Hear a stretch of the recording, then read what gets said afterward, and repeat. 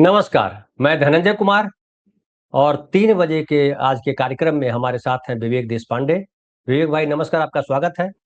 आप जानते हैं विवेक भाई जो है सीनियर जर्नलिस्ट हैं और नागपुर में है। इंडिया एक्सप्रेस में लंबे समय तक कई दशक काम किया है। अलग-अलग चैनलों पे विवेक भाई आते हैं। बहुत बढ़िया सिंगर हैं विवेक भाई, इनसे बहुत कम लोग परिचित हैं। तो विवेक भाई बहुत बढ़िया गाते हैं और शौकिया गाते हैं। किसी दिन उनसे निवेदन करेंगे कि गा करके शुरुआत किया जाए कार्यक्रम का।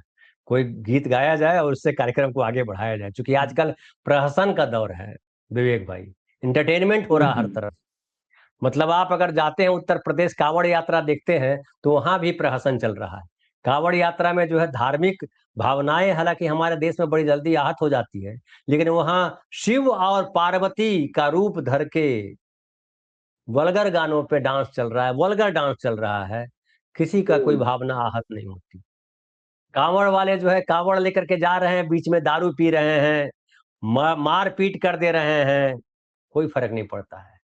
आईजी साहब जो उन पर फूल बरसाते हैं, चीफ मिनिस्टर जी हेलीकॉप्टर पे चढ़ के फूल बरसाते हैं। इस तरह से धर्म का मान बढ़ा रहे हैं कांवड़िए, और उन कांवड़ियों का मान बढ़ा रहे हैं उत्तर प्रदेश के मुख्यमंत्री। फूल राज कर रहे हैं, ये मैं कह रहा हूँ। हाँ, हाँ। इसीलिए फूल तो बरस बरस भी रहे हैं। फूल बरस रहा है, बिल्कुल। तो विवेक भाई से किसी दिन कहेंगे कि आप भी जरा एंटरटेनमेंट कीजिए। और एंटरटेनमेंट देखिए संसद में भी चल रहा है। सत्र खत्म होने को है, 13 तारीख को संसद सत्र मानसून सत्र खत्म हो जाएगा। एक भी दिन प्रधानमंत्री नरेंद्र मोदी और गृह मंत्री अमित शाह जी संसद के भीतर नहीं आए। संसद भवन में आए, इसको लेकर के बात कर रहे हैं। किरेन रिजिजू ने कहा कि वो तो रोज आते हैं गृह मंत्री संसद। अरे संसद के अपने ऑफिस में आते हैं। संसद में जहां बहस चल रही है वहां कहाँ आए। और कह रहे हैं अब कि राहुल गांधी आप जो है भागिएगा मत, गृह मंत्री जवाब देंगे, आप सुन नहीं पाइएगा। दूसरी तरफ उधर झारखंड में जो हुआ है, झारखंड को लेकर के हमलावर हैं। और अब कल देखिए नारे लगते रहे संसद में, आज भी नारे लगेंगे। नारे लगते रहे, राहुल गांधी जवाब दो, झारखंड में पुलिस अत्याचार पर राहुल गांधी जवाब दो। विवेक भाई झारखंड में जो हुआ और राहुल गांधी से अब जवाब मांग रहे हैं भाजपा के लोग, इसको आप कितना सही मानते हैं?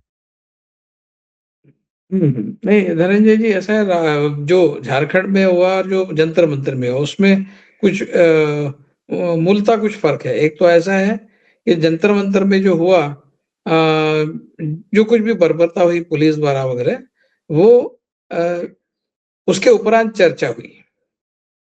यहाँ पर चर्चा पहले हुई है। यहाँ मुद्दे सुलझाने का प्रयत्न पहले हुआ है। और उसके बावजूद जब सारी की सारी लगभग मांगे पूरी हुई, एक मांग जो है वो कोई एक पर्टिकुलर एग्जाम है जिसको कैंसिल करने की मांग हो रही थी, उसके बारे में झारखंड सरकार ने कहा कि भाई ये न्यायालय, जी न्यायालय, हाँ, न्यायालय की देखरेख में हो रहा है सब, तो हम नहीं कर सकते, हमारे अधिकार में नहीं है। उस उतनी एक एग्जाम का सवाल अगर छोड़ दिया जाए तो बाकी सारे मुद्दों पर तो सहमति हो गई थी, मामला सुलझ गया था, ऐसा खुद विद्यार्थी संगठनों ने भी कहा था। अब उस एक परीक्षा को लेकर विद्यार्थी अड़े रहे और कहे कि नहीं, वो भी एग्जाम कैंसिल होनी चाहिए। अब वो बात नहीं बनी, इसलिए फिर बाद में जो उनका तय मोर्चा था वो उन्होंने निकाला असेंबली पे। उसके बाद ये घटना हुई। जंतर मंतर में उल्टा हुआ, ये चर्चा के लिए बाद में बुलाया इन्होंने, पहले तो चर्चा से बिल्कुल इनकार ही करते रहे। और इस पूरे आंदोलन को पूरी तरह से कुचलने की ही कोशिश हुई है जंतर मंतर में। दूसरी बात यह है कि जंतर मंतर के आंदोलन में जो लोग सहभागी थे, जो संगठनाएं थी, उन सारों ने झारखंड के आंदोलन को भी समर्थन दिया था। लेकिन एबीवीपी जो है, जो झारखंड में बहुत सक्रिय था आंदोलन में, एबीवीपी ने जंतर मंतर के आंदोलन को सपोर्ट नहीं डिक्लेयर किया था। एबीवीपी के लोग जंतर मंतर के आंदोलन में शामिल नहीं हुए थे। तो वहां पर जो इन्होंने एबीवीपी ने अपना झंडा जो गाड़ा है, वो पॉलिटिकल पर्पस के लिए ही गाड़ा है। उनको कोई विद्यार्थियों के भविष्य से लेना देना है ऐसा नहीं है। अगर होता तो फिर जंतर मंतर में भी शामिल होते, क्यों नहीं हुए वहां पर, है ना? जिस तरह से आयशा के बच्चे और बाकी लोग, कांग्रेस ने भी सपोर्ट किया झारखंड के आंदोलन को, आपने क्यों नहीं किया जंतर मंतर के आंदोलन को सपोर्ट? इसका मतलब आप जब झारखंड में जाते हैं, जंतर मंतर में नहीं जाते, तो आप राजनीतिक उद्देश्य के साथ झारखंड में जा रहे हैं। उसका आपको एक पॉलिटिकल इशू बनाना है, जो आपने बाद में बनाया भी। अब जब राहुल गांधी को जवाब मांग रहे हैं कि झारखंड के बारे में जवाब दो, राहुल गांधी ने तो पहले से स्पष्ट कर दिया है कि झारखंड में बच्चों की डिमांड जो है वो फुलफिल होनी चाहिए। तो ऐसा तो नहीं कहा है कि ये डीप स्टेट का कॉन्स्पिरेसी है और ये बीजेपी का कॉन्स्पिरेसी है, ये बीजेपी ने खड़ा किया है। हालांकि उसमें सच्चाई है, एक तो गुट ऐसा है जो पूरी तरह से बीजेपी ने खड़ा किया है, ये तो है। तो उसके बावजूद राहुल गांधी वो नहीं कह रहे, जबकि जंतर मंतर में ऐसा कुछ ना होते हुए भी आप उसको डीप स्टेट और फॉरेन एडेड एजिटेशन बता रहे हैं। तो ये बहुत फंडामेंटल फर्क है। ये झारखंड का बोगी रेज ही इसलिए किया गया है ताकि कहीं तो व्हाट अबाउटरी के लिए आपने किया इसलिए हमने किया, हमने किया इसलिए आपने किया, ये जो व्हाट अबाउटरी का सहारा उसको हिंदी में क्या कहते हैं मुझे पता नहीं, काफी 12 साल से ये व्हाट अबाउटरी ही कर रहे हैं। फिर कांग्रेस ने तो उस समय ये किया था, फिर तो कांग्रेस ने भी वो किया था। इस तरह के बेवकूफ जैसी बातें ये पिछले 12 साल से कर रहे हैं। तो ये व्हाट अबाउटरी के लिए कुछ एक अपना एक पृष्ठभूमि बन जाए, इसलिए झारखंड का भी तमाशा जो है उसका इस्तेमाल किया जा रहा है। बाकी इनको विद्यार्थियों के भविष्य से वगैरह कुछ लेना देना होता तो इतने लगातार धड़ल्ले से इतने पेपर लीक क्या होते हैं इनके राज में। मतलब जब मोदी जी आए थे तो कह रहे थे अभी तो सारे भ्रष्टाचारी डर के सहम गए हैं, अपने घर में बैठ गए हैं, क्योंकि उनको पता है अभी मोदी आया है। फिर मोदी आने के बाद पेपर लीक सबसे ज्यादा क्यों हो रहे हैं? इसका मतलब आप एक तो आप उसमें शामिल हैं, या फिर आपसे कोई डरता नहीं है। दो में से एक कुछ तो सच है, या तो आपसे कोई डरता नहीं है, या फिर आपके आशीर्वाद से हो रहा है। क्या है बताइए, आप जवाब तो आपको देना है। जवाब आप राहुल गांधी से क्या मांग रहे हैं? राहुल गांधी सत्ता में है क्या? एडमिनिस्ट्रेशन किसके हाथ में है? यानी ये आज झारखंड में एक पार्टी अलायंस पार्टनर है कांग्रेस, लेकिन बड़ा अलायंस पार्टनर वो नहीं है, जेएमएम है।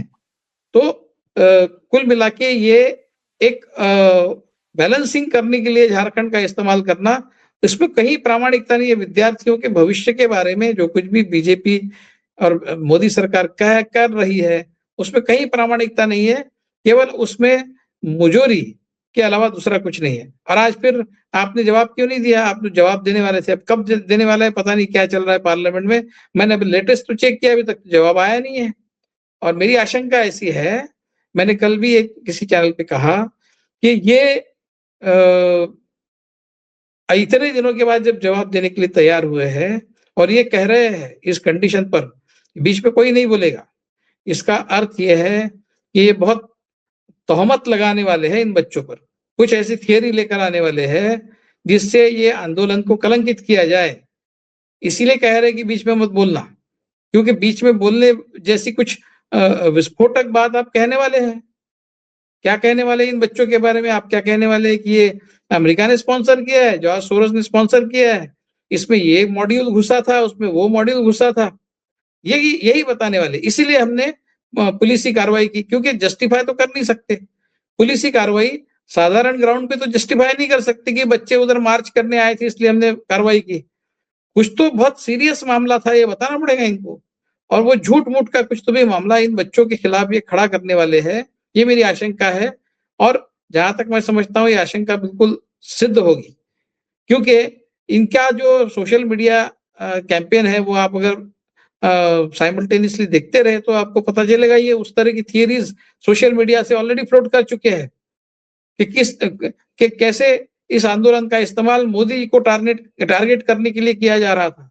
इसके सोशल मीडिया पे बहुत इन्होंने हैंडल्स तैयार किए हैं, कैसा ये वहां से बाहर से पैसा आया इसके लिए। तो कुछ इसी तरह की बात अमित शाह करने जा रहे हैं, वरना उनके पास कोई डिफेंस नहीं है। डिफेंस तो तभी वो कर सकते हैं जब कोई इस तरह का बहुत सीरियस मामला वो इन विद्यार्थियों के खिलाफ बोले, तभी तो डिफेंड कर पाएंगे। तो ऐसा कुछ मुझे ऐसी मेरी आशंका है। अब जब कभी जवाब उनका होगा तब पता चलेगा कि एग्जैक्टली वो क्या करने जा रहे हैं। जी जी। और बाकायदा जो है अब तो ये आ रहा है विवेक भाई, अभी और क्लियर होगा।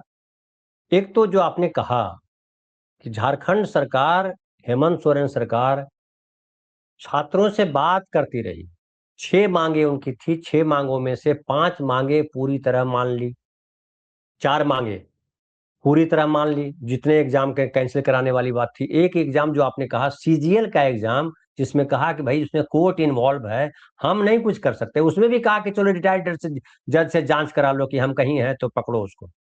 एक और मांग है जो सीबीआई से जांच हो, उस पर नहीं चाह रहे। सीबीआई का मतलब है कि आप जो है, जो पॉलिटिक्स बीजेपी खेल रही है वो सबको पता है कि बीजेपी सीबीआई का किस तरह से इस्तेमाल कर रही है, तो उस हिस्से में गेंद नहीं जाने देना चाह रहे हैं। बाकी जंतर मंतर से तो काफी अलग है, लेकिन खैर एक और महत्वपूर्ण है कि भाई वो जयराम महतो एक वहां विधायक, क्रांतिकारी विधायक, वो इस बार विधायक बने। उन्होंने कहा कि भाई आंदोलनकर्ताओं का काम है आंदोलन करना, वो कुछ भी हम लोगों ने भी किया है, गाड़ियां जला देते थे, क्या क्या करते थे। आंदोलनकारी जो है पूछ के कुछ काम नहीं करते। तो क्या आंदोलनकारियों पे जो चार्ज हुआ लाठी, उनको क्या विधानसभा में घुसने देना चाहिए था? विधानसभा में घुस करके तोड़ फोड़ करते, आग लगा देते, जैसे बांग्लादेश में हुआ या जैसे नेपाल में हुआ, उस तरह से करते तो वो होने देना चाहिए था। पुलिस मतलब मैं एक आप तो अनुभवी पत्रकार हैं, इसलिए मैं एक समझना चाह रहा हूं कि क्या करना चाहिए था पुलिस को। देखिए तमाशा पहले, देखना चाहिए था। जी ने जैसे मैंने पहले कहा कि अब आपकी 90% मांगे अगर पूरी हो गई है, कोई एक मांग ऐसी है, दूसरी तो पॉलिटिकल है, कोई एक मांग ऐसी है जो टेक्निकली पॉसिबल नहीं है सरकार के लिए, ऐसा सरकार कह रही है। भाई आपकी 10 में से 8 मांगे अगर पूरी हो गई है, तो आपने आंदोलन बंद कर देना चाहिए। आपने ये कहना चाहिए कि दूसरी जो 2 मांगे हैं, वो जल्द ही पूरी हो, ऐसी हम अपेक्षा करते हैं, वरना हम फिर एक बार आंदोलन में बैठ जाएंगे, आंदोलन पर बैठ जाएंगे, ऐसा भी कहते रहो। लेकिन आपको अगर आंदोलन खत्म नहीं करना है किसी एक खास उद्देश्य के लिए, ताकि बीजेपी को, अमित शाह को, नरेंद्र मोदी को आप कोई एक इस तरह का एक हैंडल दे दे, जिसका इस्तेमाल वो जंतर मंतर के खिलाफ जो भी उनको जवाब देना है उसमें कर पाए। इस तरह की किसी योजना के तहत अगर आप आंदोलन को जारी रखना चाहते हैं और असेंबली में घुसना चाहते हैं, फिर तो आपके साथ सख्ती से पेश आना ही पड़ेगा। जब आप पॉलिटिकल उसका इस्तेमाल कर रहे हो तो आपके साथ सख्ती के साथ पेश आना ही पड़ेगा। वो हुआ है। ऐसा तो नहीं हुआ कि बाहर के गुंडे लाकर मरवा रहे हैं बच्चों को। ऐसा तो नहीं हुआ कि इलेक्ट्रिक करंट वाली बैटन से मारा जा रहा है। ऐसा तो नहीं हो रहा है कि कील लगाए हुए बैटन से मारा जा रहा है। ऐसा तो नहीं हो रहा है कि मेल पुलिस फीमेल आंदोलनकारियों को उनके कपड़े फाड़ रही है, उनके प्राइवेट पार्ट्स पर मार रही है। ऐसा तो नहीं हो रहा है ना, जो जंतर मंतर में हुआ। तो कहीं भी कोई इस तरह के, भाई आप असेंबली में घुसने की कोशिश करें तो पुलिस कार्रवाई करेगी। और ऐसे समय में जब आपकी ज्यादातर मांगे पूरी कर दी गई है, ऐसे में तो आपका कोई अधिकार ही नहीं बनता कि आप इस तरह का कोई झमेला खड़ा करें। तो जो हुआ वो ठीक हुआ, जंतर मंतर में जो हुआ वो गलत हुआ। इस तरह की स्पष्ट भूमिका लेने की जरूरत है, क्योंकि इस तरह के लोग जो एक किसी घटना को काउंटर करने के लिए दूसरी उस तरह की घटना को अंजाम देने की कोशिश करते हैं, ऐसे लोगों के साथ सख्ती से ही पेश आना चाहिए। जी। अभी देखिए क्या कल जो है झारखंड बंद भी बुलाया गया। झारखंड बंद एबीपी ने बुलाया, बीजेपी ने बुलाया, हालांकि उसको सफलता नहीं मिली। टायर जलाया, फलाना किया, तमाम उपद्रव किए, लेकिन पुलिस ने वहां भी ठीक ठाक तरीके से काम किया है। हम पत्रकार हैं, हमारी भूमिका ये है कि हम उस बात को देखें भी कि कहां तक सरकार चल सकती है, कहां तक विपक्ष को चलना चाहिए। क्या आम आदमी के सामने ये क्लियर हो गया, जैसे आपने कहा कि जंतर मंतर और झारखंड वाले आंदोलन में भारी फर्क है? क्या आम आदमी इस बात को देख रही है कि जिस तरह से बीजेपी संसद से लेकर के झारखंड तक, हमारे बिहार में सिवान में फिर तनाव बना हुआ है, फिर पुलिस जो है अलग तरीके से बिहेव कर रही है? क्या आपको लग रहा है कि आम आदमी को सब स्पष्टता दिखाई पड़ रहा है? चूंकि नैरेटिव जो बनाता है गटर मीडिया के नैरेटिव में पूरा देश है। क्या आपको लगता है कि गटर मीडिया का नैरेटिव अब पीछे छूट रहा है और सच आम आदमी के सामने आ रहा है? लोगों को लगने लगा है कि नरेंद्र मोदी, अमित शाह जो है देश को गलत रास्ते ले जा रहे हैं, गुमराह कर रहे हैं, अपना काम ठीक से नहीं निभा रहे हैं। क्या ऐसा लोगों को लग रहा है? ये अभी मुझे झारखंड और बिहार में एग्जैक्टली लोग क्या सोच रहे हैं इसके बारे में जानकारी नहीं, लेकिन देश के स्तर पर ये तो दिख रहा है कि कहीं भी झारखंड का इको नहीं है देश में। जिस तरह से जंतर मंतर का इको पूरे देश में था, झारखंड का इको पूरे देश में बना है, ऐसा मैं तो नहीं देख रहा हूँ। अगर झारखंड में लोगों की भावनाएं आहत हुई है तो मुझे पता नहीं। वहां का आम आदमी क्या सोच रहा है मुझे पता नहीं। उसके बारे में कुछ खबरें वहां से मैंने आम आदमी अगर आहत होता तो फिर जो झारखंड बंद का जो आह्वान किया गया जी उसको भारी जी सफलता मिलती। नहीं नहीं, अभी क्या है, इनके सारे पैतरे जो है वो एक्सपोज हो चुके हैं। ये इनके सारे नाटक लोगों ने देख लिए हैं और लोग अभी इनको सबक सिखाने पे तुल गए हैं। ये बहुत हो गया इनका। इनको दूसरा कुछ आता नहीं। ये हिंदू मुस्लिम करते हैं और झूठ का प्रोपेगेंडा करते हैं। ये सबने देख लिया है। अब ये इतने दिनों तक इसका एक थोड़ा सा शुरू शुरू में और काफी सालों तक इसका असर रहा, लेकिन जैसे धीरे धीरे एक्सपोज होने लगे, लोगों को पता चलने लगा कि ये तो झूठ है। अब जब और राम मंदिर की चोरी के बाद तो लोग बिल्कुल इनकी क्रेडिबिलिटी जीरो हो गई है कि जिन लोगों ने राम मंदिर आंदोलन का इस्तेमाल किया, सत्ता में आए, बड़े बड़े सपने दिखाए, जनता को गुमराह किया, ये बोला कि आज नया भारत बनेगा और विश्व गुरु बनेगा, और कर क्या रहे हैं असलियत में? तो राम मंदिर में चोरी डकैती डाल रहे हैं लोग। तो उससे इनकी जो साख गिरी है, तो अब ये किसी तरह का ये झूठ मूठ का आंदोलन खड़ा करेंगे तो उससे क्या साख बनने वाली है? लोगों को पता चल गया है कि ये जो कुछ भी करते हैं ये केवल स्वार्थ के लिए करते हैं, राजनीति के लिए करते हैं, देश के लिए नहीं करते, समाज के लिए नहीं करते। ये जनता समझ चुकी है, आम जनता। इसलिए इनको अभी जनता के अंदर से कोई इनको बहुत बड़ी तादाद में कोई समर्थन मिलेगा, ऐसा अभी नहीं होने वाला है।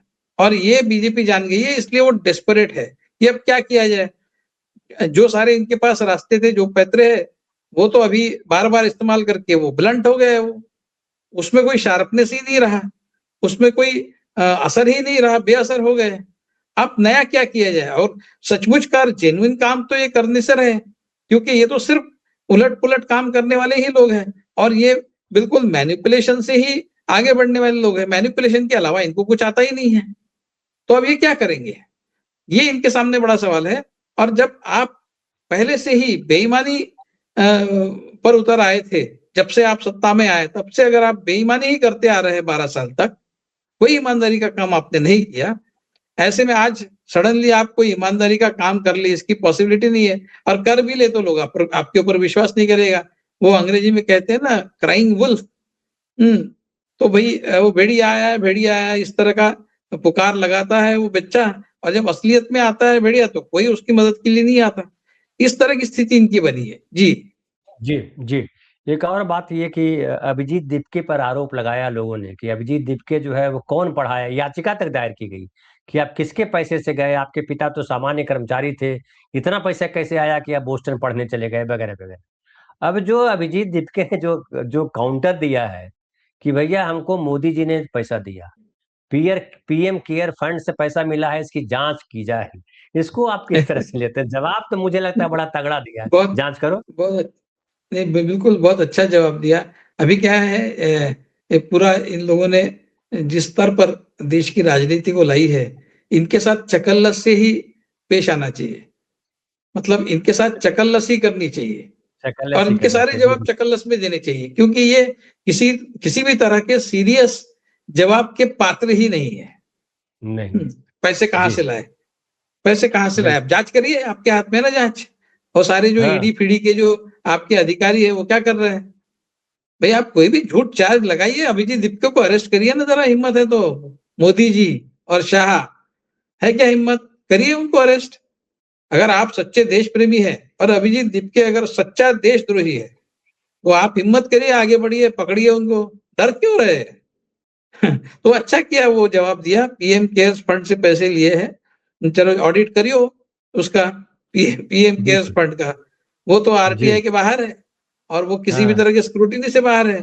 क्या कर रहे हैं उस पैसे के साथ? आप क्या कर रहे हैं? बिल्कुल सही। किस तरह की पर्दे के पीछे क्या काम चल रहा है उस पैसे का इस्तेमाल करके?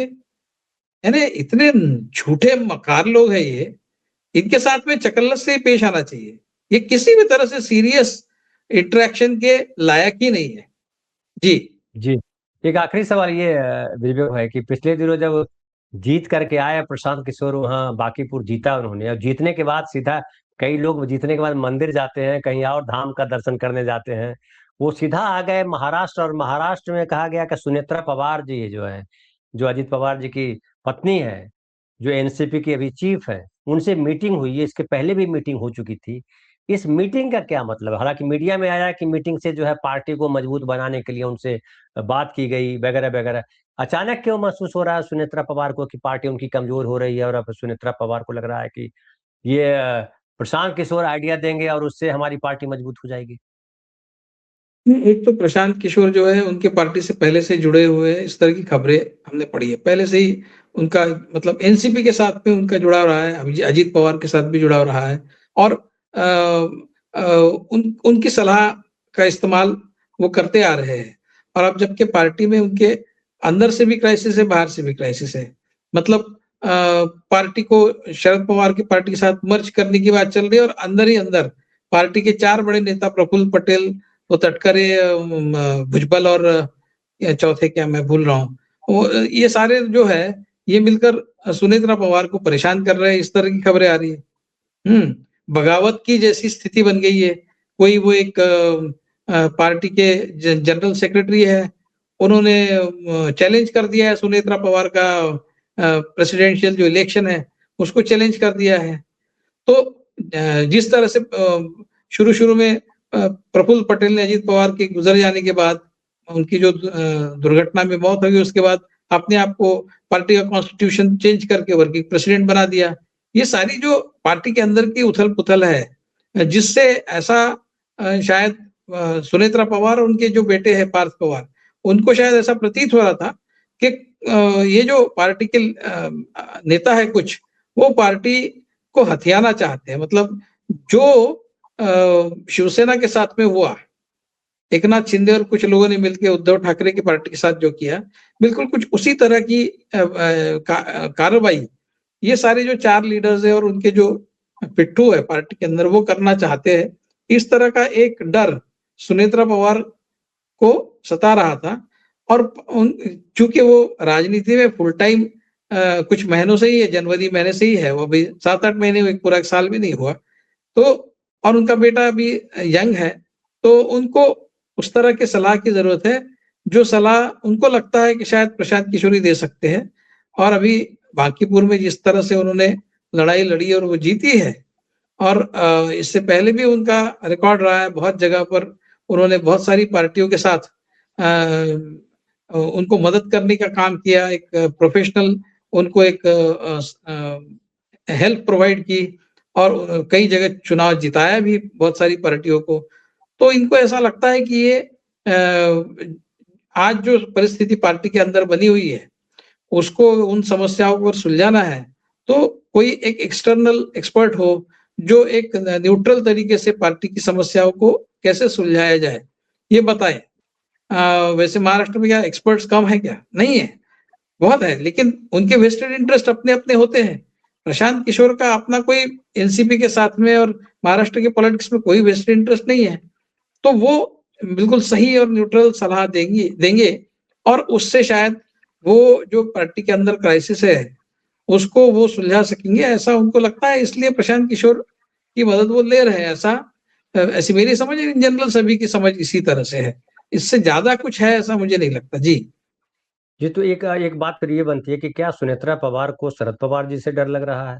सुनेत्रा पवार को नरेंद्र मोदी की पार्टी बीजेपी से डर लग रहा है? या सुनेत्रा पवार की अपनी स्थिति क्यों ऐसी लग रही है? असुरक्षित वाला भाव जो है क्यों है नहीं सुनेत्रा पवार के पास? नहीं, पहले तो मुझे लगता है कि उनको अपनी पार्टी का कंट्रोल पूरी तरह से अपने हाथ में लेने की ज़रूरत है। तो उनकी सबसे टॉप प्रायोरिटी ये है, क्योंकि पार्टी के अंदर के जो कुछ नेता हैं, जो उनकी लीडरशिप को चैलेंज कर रहे हैं, जिन्होंने कभी इस बात की अपेक्षा ही नहीं की थी कि सुनेत्रा पवार जो है, वो पार्टी की लेकिन अध्यक्ष बन जाएगी। चैलेंज करने के पीछे कोई है, या बस चैलेंज कर रहे हैं वही लोग अपनी नहीं, सत्ता उसके बनाने के लिए? पीछे तो बहुत स्पष्ट है, उसके पीछे तो बीजेपी ही है। मतलब ये सारा जो खेल महाराष्ट्र में चल रहा है पिछले 3-4 साल से, वो कौन करवा रहा है? तो बीजेपी करवा रही है। किसी भी तरह से इस एनसीपी पे अगर अपने लोगों के द्वारा वो नियंत्रण पा ले बीजेपी, तो बीजेपी को चाहिए। और सुनेत्रा पवार को उसका इंडिपेंडेंस जो है पार्टी का और उसकी अथॉरिटी को प्रोटेक्ट करना ये उसकी प्रायोरिटी है। तो वो उस कोशिश में लगी है। मुझे लगता है कि बीजेपी का जो एक क्या कहते हैं उसको, एक नरसंहारी रूप है कि वो खा लेती है सभी को। जो भी सामने आया अपोजिशन का, उसको खाने का जो बीजेपी का एक टेंडेंसी है, पहले तो वो उससे बचना चाहती है। उसके बाद फिर वो दो एनसीपी के बीच में क्या होना चाहिए तो बात का सवाल है। पहले तो पार्टी को बचाना और खुद को और खुद की अथॉरिटी को पार्टी के अंदर प्रोटेक्ट करना, ये उसकी प्रायोरिटी है। और शायद उसी के लिए कुछ उपाय वो प्रशांत किशोर से समझना चाहती है और उसी एक्सरसाइज का ये एक हिस्सा है, ऐसा मुझे लगता है जी। ठीक है। तो विवेक भाई बहुत बहुत धन्यवाद आपका, और धन्यवाद आप तमाम साथियों का जो हमारे साथ ये कार्यक्रम देख रहे हैं। कैसा लगता है कार्यक्रम जरूर लिखें। विवेक भाई बहुत बहुत धन्यवाद आपका। मिलते हैं धन्यवाद। शाम की चौपाल। जी जी।